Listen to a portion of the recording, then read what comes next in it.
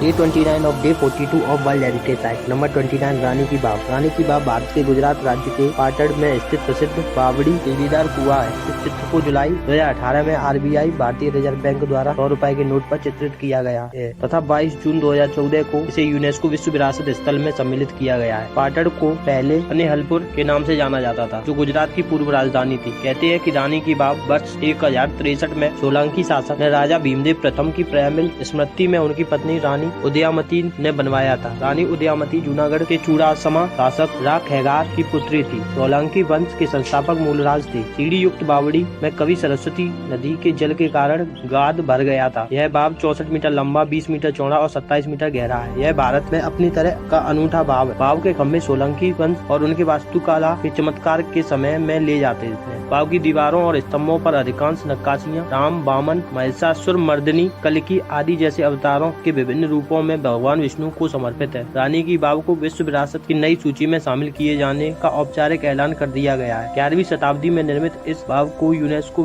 की विश्व विरासत समिति ने भारत में स्थित सभी बावड़ी या बाव की रानी का भी खिताब दिया है। इसे जल प्रबंधन प्रणाली में भूजल संसाधनों के उपयोग की तकनीकों का बेहतरीन उदाहरण माना जाता है। 11वीं सदी का भारतीय भूमिगत वास्तु संरचना का अनूठा प्रकार का सबसे विकसित एवं व्यापक उदाहरण है। यह जो भारत में बाव निर्माण के विकास की गाथा दर्शाता है। 7 मंजिला यह बाव मारू गुज्जर शैली का साक्ष्य है। ये करीब 7 शताब्दी तक सरस्वती नदी के लापता होने के बाद गांध में दबी हुई थी। इसे भारतीय पुरातत्व सर्वे ने वापस खोजा। भारतीय पुरातत्व सर्वेक्षण ने साय आर्क और स्कॉटिश टेन के सहयोग से बाव के दस्तावेजों को डिजिटलाइजेशन भी कर दिया।